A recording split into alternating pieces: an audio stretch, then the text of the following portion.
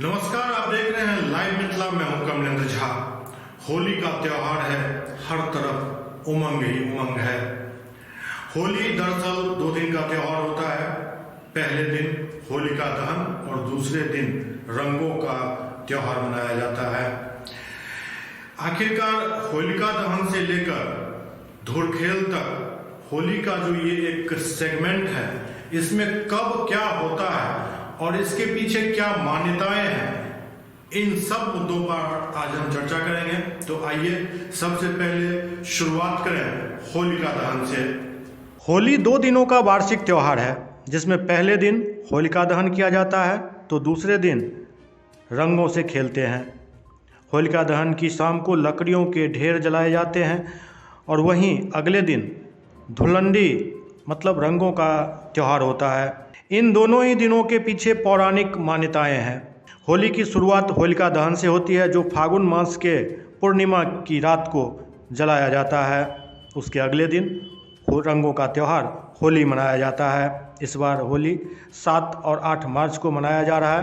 पहले दिन होलिका दहन है, लेकिन इस बार होलिका दहन 2 दिन हो चुका है, क्योंकि कहीं कहीं मंगलवार को होलिका दहन नहीं किया जाता है, इसलिए सोमवार को ही होलिका दहन होगा और मंगलवार को बिल्कुल खाली दिन जाएगा। कुछ लोग होली भी मनाएंगे, लेकिन असली होली 8 मार्च को बुधवार के दिन है। आमतौर पर जो सम्मत जलाया जाता है, जिसमें लकड़ियों का ढेर और गोबर के कंडे जलाए जाते हैं, दरअसल इसके पीछे मान्यता ये है जो हिरण्यकश्यप और प्रहलाद से जुड़ा हुआ ये मसला है। पौराणिक कथाओं के अनुसार हिरण्यकश्यप नाम का एक राजा था, जिसका पुत्र था प्रहलाद। हिरण्यकश्यप घोर विष्णु विरोधी था, तो वहीं उनका बेटा प्रहलाद विष्णु भक्त था और इसके चलते अपने पिता की आंखों को जरा भी नहीं सुहाता था। हिरण्यकश्यप ऐसा राजा था जिसे अनेक वरदान प्राप्त थे और उसे कोई भी दिन में रात में, न घर के बाहर न घर के अंदर, न कोई मनुष्य, न कोई राक्षस, न कोई जीव जंतु, न ही कोई देवी देवता मार सकते थे। इसी के चलते वह अहंकारी हो गया था। प्रहलाद के विष्णु भक्त होने के चलते हिरण्यकश्यप ने अत्यधिक प्रयास किया कि प्रहलाद की जान ले लें। हालांकि विष्णु हर बार प्रहलाद की जान बचा लेते थे। एक बार हिरण्यकश्यप ने अपने पुत्र प्रहलाद की जान लेने के लिए अपनी बहन होलिका को बुलाया। होलिका को यह वरदान प्राप्त था कि आग उसे छू भी नहीं सकती, यानी जब होलिका प्रहलाद को आग में जलती लकड़ियों के ढेर में लेकर बैठेगी तो प्रहलाद जलकर मर जाएगा और होलिका बच जाएगी। लेकिन भगवान की माया, भगवान विष्णु की कृपा प्राप्त प्रहलाद को आँच छू भी नहीं पाई। आग में प्रहलाद को लेकर बैठी होलिका जलकर राख हो गई और प्रहलाद बच गया। इस दिन को बुराई पर अच्छाई की जीत माना जाता है और इसी के चलते प्रतिवर्ष होलिका दहन किया जाता है। हालांकि इसके बाद हिरण्यकश्यप के पापों का घड़ा भी भर गया और भगवान विष्णु ने नरसिंह रूप धारण कर हिरण्यकश्यप का वध कर दिया।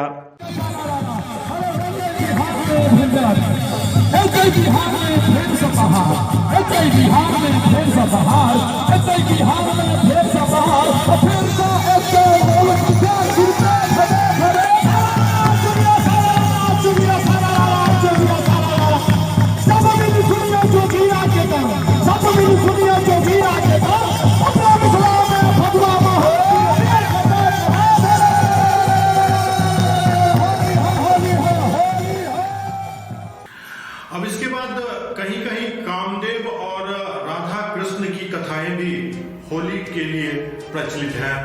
आखिरकार कामदेव के साथ क्या हुआ था और राधा कृष्ण ने कैसे होली मनाई, देखें इस रिपोर्ट में। इसके अलावा इससे एक और कथा जुड़ी हुई है, कामदेव की कथा। इस कथा के अनुसार सदियों पहले सती महारानी की मृत्यु के बाद भगवान शिव दुख के सागर में डूब गए थे। भोलेनाथ गहरे क्षोभ में थे, जिससे समूचा संसार प्रभावित होने लगा था। इसके पश्चात सती ने माता पार्वती के रूप में जन्म लिया और भगवान शिव के मन में प्रेम भाव उत्पन्न करने का प्रयास करने लगी। माता पार्वती ने सफलता पाने के लिए कामदेव से सहायता मांगी। कामदेव ने परिणाम जानते हुए भी भगवान शिव के हृदय में प्रेम बाण मार दिया, जिससे भगवान शिव का ध्यान भंग हुआ और क्रोध से अपनी तीसरी आंख खोलते हुए उन्होंने कामदेव को भस्म कर दिया। परंतु प्रेम के बाण ने अपना काम कर दिया था और एक बार फिर भगवान शिव संसार के कार्यों में ध्यान देने लगे। कामदेव के इस तरह भस्म होने को देखते हुए ही होलिका दहन की शुरुआत मानी जाती है। खासतौर पर दक्षिण भारत में कामदेव की कथा को सही माना जाता है और होली पर उनकी पूजा की जाती है।